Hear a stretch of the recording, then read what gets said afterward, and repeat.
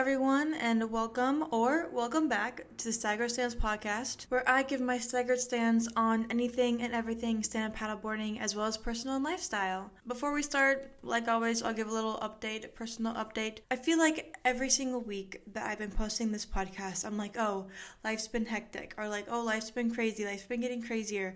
But I feel like it is slowly building up because this week was insane.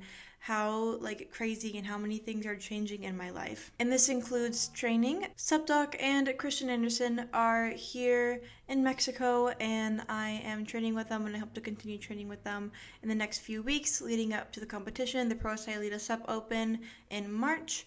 And then also I have been really busy because I am officially on the clock when it comes to some of the jobs that I've been working on and trying to get. Additionally, we've been doing a lot of work for my citizenship process, which is very, very fun. Before we get into the episode content, I just want to say thank you for everyone who has been consistently listening to my podcast, and I would really, really appreciate it if you were to rate the podcast in any way, whether that be on Apple Podcasts, Spotify, or you could leave a comment or a like if you are watching it through YouTube. I would really, really appreciate it, just so I can get to more people. I could have a bigger reach. I would be very, very grateful and thankful if you were to do that real quick. Thank you. But anyways, let's get into the topic of today, which is mental health. This is going to be a two-parter. There's going to be 2 episodes in this little series in regards to mental health, just because there's so many things to talk about, and I wanted one episode to be about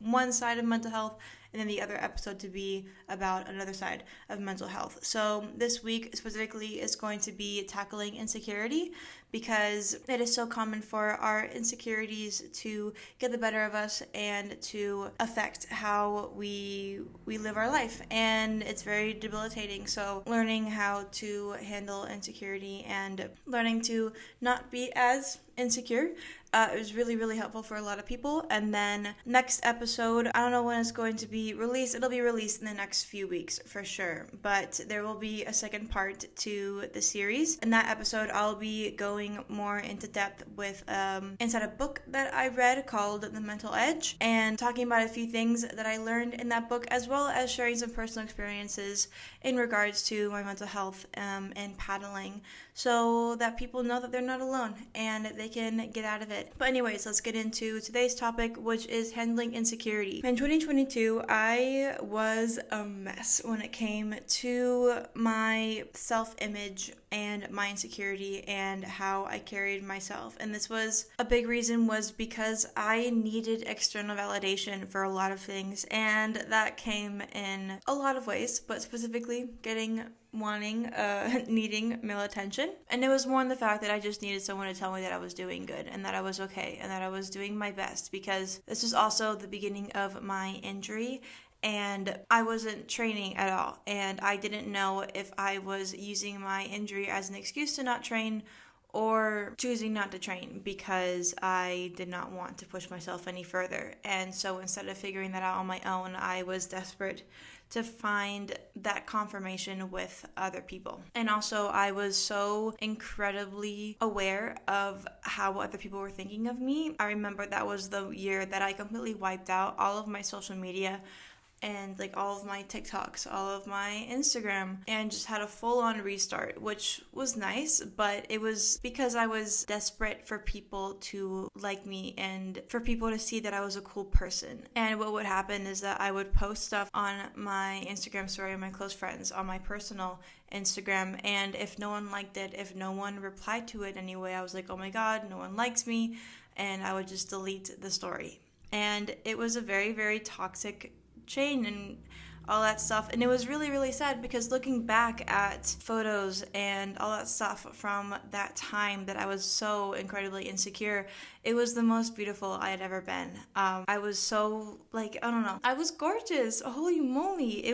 I was physically looking the best I'd ever been. I know I was how old was I? Like 16. But looking back, I was like, oh my God, that is such a pretty girl. And unfortunately, during that time, I was just so obsessed with how other people looked at me that I never really got to see that for myself and realize that I really had nothing to worry about. And so 2022 was really, really bad for me in regards to my mental health and my insecurity. I'll tackle more about my mental health in 2022 in the other episode because it relates more to stand-up paddleboarding. But yeah, 2022 is not really good for me. And looking back on it, I think it was because that I was on Accutane at the time.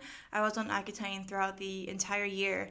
And at first I thought it was like not affecting me in any way, but now looking back on it, the time that I was on Accutane, I'd consider it the worst mental health era of my life. So definitely getting off it and not using it anymore, I think it definitely helped me in regards to my mental health. And I learned a lot of things about how to tackle insecurity, which is what I'm going to talk about in this episode. These are all things that I've learned myself and have helped me a lot to be more comfortable with myself and allow myself to not feel motivated to change because of the view of others. Okie dokie, I have a list. I've been wanting to make this for a very, very long time. I've made this list a very long time ago and I planned on making a YouTube video, but it ended up not happening.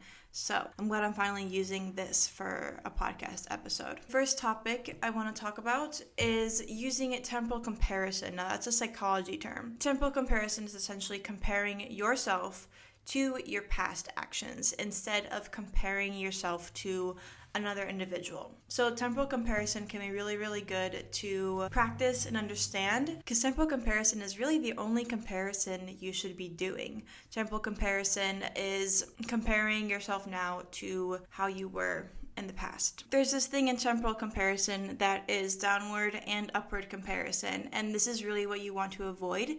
Because when you do downward comparison towards other people, that means that you're comparing yourself to a quote-unquote lesser person, so you feel better about yourself. But you can just turn around and do upward comparison to compare yourself to a more, developed person, and you'll feel bad about yourself.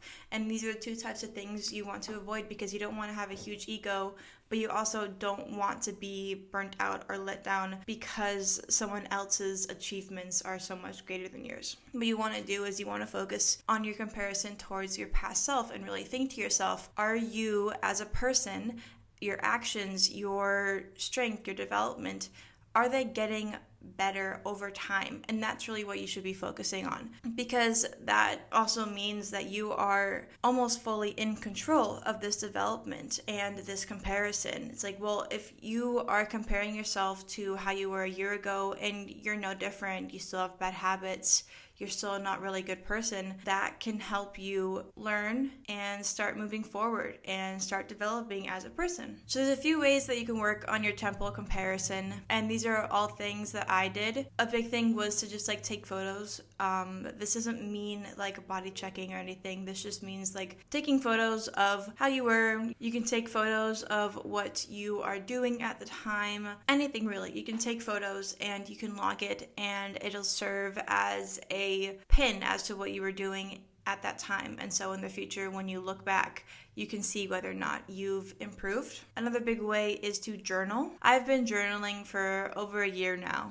This is my little journal. It is very, very cute. I'm halfway done, and this is my third journal actually. I've fully completed 2 other booklets similar to this. Journaling and writing out your emotions is really, really important and good for you to understand where you're at, because when you're writing things down, you can just go with the flow and things surface inside your mind that you didn't expect to surface. And so you learn a lot about yourself if you journal, because it is a moment in silence and all you're doing is writing, and you discover things in your mind that you wouldn't have had you not journaled.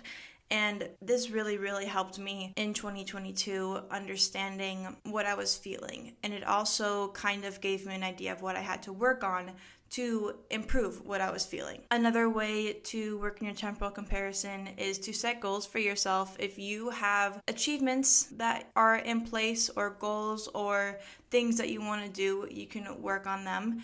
and you can log that improvement or how you reach these goals. But yeah, you want to set goals for yourself and you want to log how you achieve them and how long it takes for you to achieve them. Lastly, a really, really good thing is to take a second and go through your camera roll or even read your old journal and to look back in the past and to see how much you've improved and changed, because even if a week has passed, a month has passed, a year has passed, you've changed in some way. So it's always good to see that, be aware of that, and appreciate it, and be proud of yourself for how far you've come. Okay, let's now go into a different topic, which is, it's not necessarily paddling or personal. This is for like a very specific age range, I guess.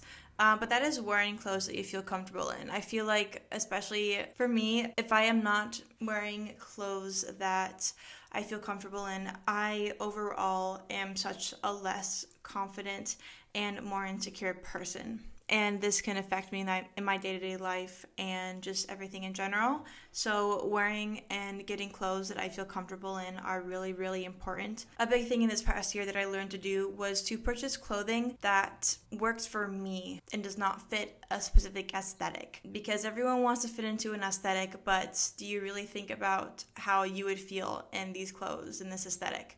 So you want to prioritize wearing what you're comfortable in over wearing what's popular. You want to look for clothing that is comfortable, you feel good in, you feel confident in, and you can wear for long periods of time, because it does not make sense to like buy a top or pants that you're just like so incredibly uncomfortable in. And this was a big thing back in 2022 during my injury when I wasn't paddling, and I felt that I was losing my muscle. I was losing a lot of things when it came to my physical appearance. And so what I did to feel confident was to switch up my style. I let go of the very tight fitted things and went for a more, I guess, like baggy look, baggy pants, baggy shirts, and I ended up feeling very, very confident. And I still do that to this day. I've fall in love with baggy shirts.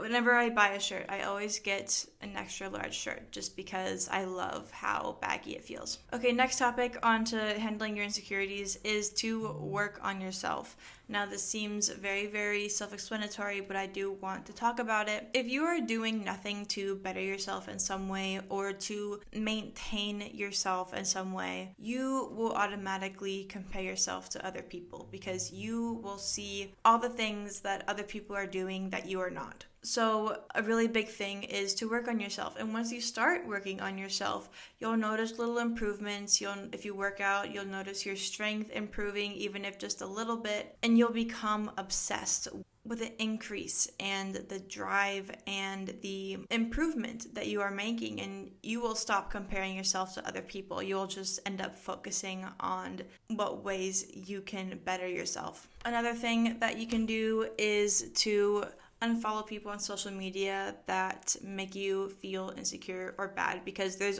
always these people who look like they have the most amazing life and they eat like the healthiest food and they do all these things, and you become so insecure and be like, oh, why can't I do that? Why don't I do that? And you'll end up losing entire confidence. So prioritize who you are following on social media, because social media is a lie, essentially. You don't know whether or not what people are posting on there is real or not. Another topic is based off of the book, The Subtle Art of Not Giving an F. I would say the F word, but I do want to keep this podcast PG. But it's based off of the book by Mark Manson.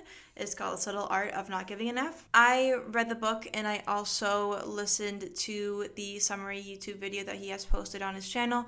And believe it or not, I actually liked the YouTube video, the summary video, a lot more than reading the actual book. So it's like a 45-minute video and it is super duper like quick and easy. Everything he goes over, all of the chapters. So I really recommend watching that video if you don't want to watch or if you don't want to read the book. But essentially, the book talks about choosing the right things to give an F about. You want to prioritize certain parts of your life.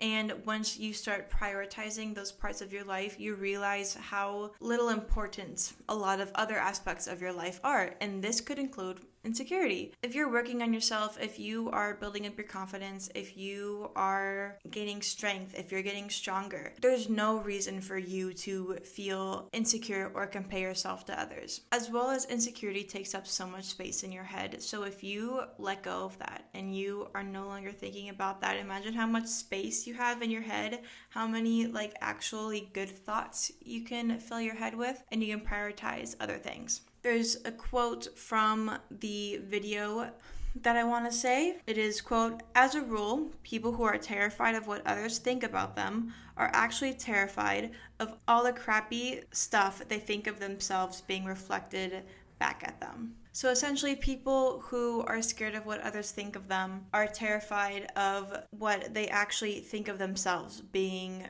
reflected back at them, and all of their crappy thoughts about themselves being confirmed through other people. So the first thing you gotta do is to tackle how you think of yourself, how you view yourself. Because once you think of yourself as this cool person, if you think of yourself as funny, energetic, athletic, your ideas and thoughts about yourself will project around yourself and other people, and that will be how people view you as. And so once that happens, you really have no reason to worry about what other people think of you. Okay, that is everything that I wrote down. I hope it made sense. There's definitely topics that target a certain audience and then other topics that target other audiences, but generally you can target these things for your personal well-being as well as your sport or paddleboarding, just because I always have to make this about paddling somehow. But anyways, that is all for this episode. Stay tuned for the second part of this series, because that's going to be the one that I think is going to be the most informative and most eye-opening, just because I am going to be sharing a lot of my own experiences, and it'll target more about stand-up paddleboarding rather than overall health and wellness. But anyways, thank you so much for listening. Again, rate the podcast. I would really, really appreciate it if you were to rate the podcast. It would really help me out, as well as giving me possible podcast ideas. I can only come up with so many ideas, and I would love to talk about things that other people may find interest in so that we can have a bigger conversation. But anyways, that is all. Thank you so much for listening or watching. My name is Alex, and this is Sagar Stance Podcast. Goodbye.